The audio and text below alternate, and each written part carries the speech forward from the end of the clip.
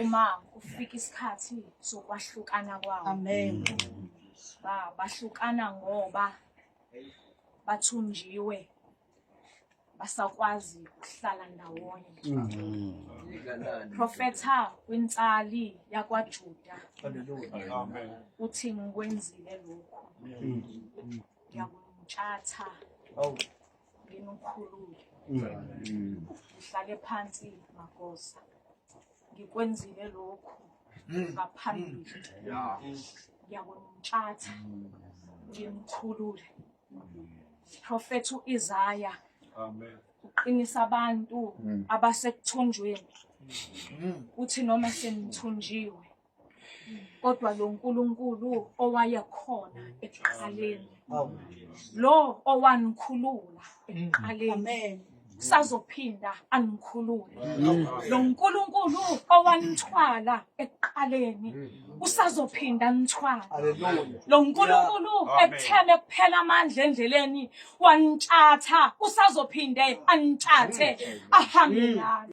U-Isaiah bazalwane, uprofetha ukhuluma no-Israyeli ukhumbuza emuva ukuthi noma engakazunikhulula ke manje, noma engazunikhulula manje, kodwa ngoba ukwenzile ngaphambili namanje nakusasa nasemnyakeni ewu-50 ezayo usayokunithwala, usayokunithwatha anikhulule ngoba unguNkulunkulu okhulula nawo. Angazi noma bazalwane niyawukhumbula yini lo Israyeli esikhuluma ngawo namhlanje. Uthi umbhali ngelinye ilanga ubukade uhleli eGibhithe. Uma kufa uFaro waqala uFaro ngenayo waqinisa isandla waqilazela uIsrayeli bakhala babubula kuNkulunkulu okhulula nayo. Wafika uNkulunkulu wazobakhulula esandleni sikaFaro. Uthi ngiyakuntshatha ngikwenzile lokho. Angazi noma niyakhumbulani bazalwane, olwandle olubovu athi umbhali beko amabutho kaFaro ngemuva, ulwandle olubovu ngaphambili. Wafika uNkulunkulu okhulula nayo waphakamisa isandla wawukhulula uIsrayeli. Ngikwenzile lokhu, ngiza kunithwala nginikhulule. uNkulunkulu okhulula nayo esikhuluma ngayo ekuseni msokazuma sizothi nangu uNkulunkulu, nangu uJesu okhulula nayo. Inyanda ayifani nenkathelo yokuthwala ugodo. Uma umuntu ezothwala inyanda uyayenza inkathelo yakhe engathi ithi ukuba kudlwana, abophele izinkuni zakhe ebese ethi ukuzinyakazisa azizwe ukuthi uma seziye ekhanda zizohlala kanjani. Uma uzothwala uthatha isikhathi ukuzilungiselela, uyiphakamise inyanda yakho uthi ukuhlehla uyizwe ukuthi umisise ekhanda izohlala kanjani. Futhi mengabe usuyithwele usuhamba nayo endleleni uzwe ukuthi noma ngithwele kodwa into engiyithwele ihleli kahle ekhanda. uNkulunkulu uma ezolungisela Israyeli uyasilungiselela, ubiza uMose ukuthi noma ungakwazi ukukhuluma kodwa hamba uyongithwalela laba bantu, hamba uyongikhululela laba bantu.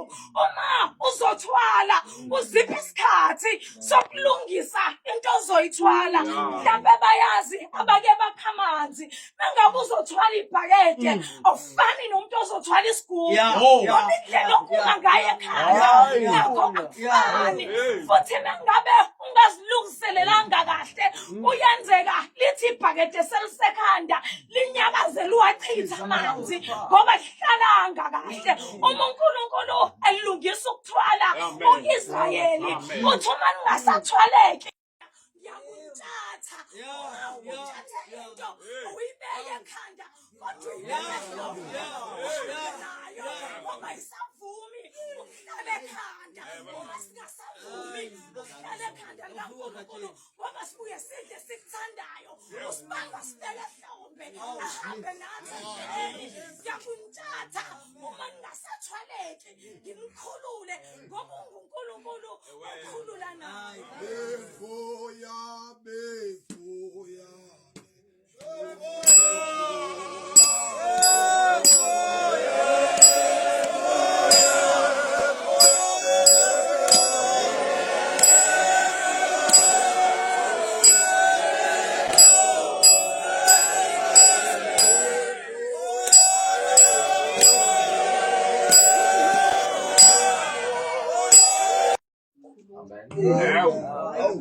Khuluma nabantu abasiya eBhabheli. eBhabhele kukhonzwa uNkulunkulu wanabakhosi. Kukhonzwa izithombe. Uthi kulama verse angenhla uthi uNkulunkulu babo baguga nabo bafe baphele. Futhi bona basebenzisa amandla abo ukubathatha abathwale labo uNkulunkulu. Kodwa uma befuna usizo kubona abalitholi. Uthi kodwa mina uNkulunkulu noze nibe zimpunga ngiyamthatha nginithwale nginikhulule. Ngizothi mina ekuseni ngizothi nangu uNkulunkulu okhululanayo. Nangu Jesu ekuseni osithwalayo asikhulule. Noma endleleni sekungathi akuhambeki kahle. Noma izimo sesivuka endleleni. Kodwa uNkulunkulu yena ongaguqulwa nayisimo. Soze sikuge siyoze sibe zimpunga. Loya uNkulunkulu wakhipha okhokho bethu eGibhithe usawuyena nanamhlanje. Usawuyena ozosithatha, usawuyena ozosikhulula ebuhlungwini esidlula kubona. Uyena osithathayo, uyena osithwalayo. Ngizothi ekuseni esambeni bazalwane sazi ukuthi sinoNkulunkulu othwala nayo. Inkosi ngibusise. Amen. Haleluya. Amen. Ohlukene ngoba uIsaya ukhona la isikhathi eprofetha uNkulunkulu ezobhubhisa umuntu ngenxa yesono. Aphinde abe nengxenye uIsaya la profetha khona umuntu emenzela umusa. Kodwa into engiyibuka ngoIsaya uke wasetshenziswa uNkulunkulu kusuka kuchapter 1 amen kwaya kuchapter 5 wamsebenzisa kodwa uIsaya engazani noNkulunkulu amen.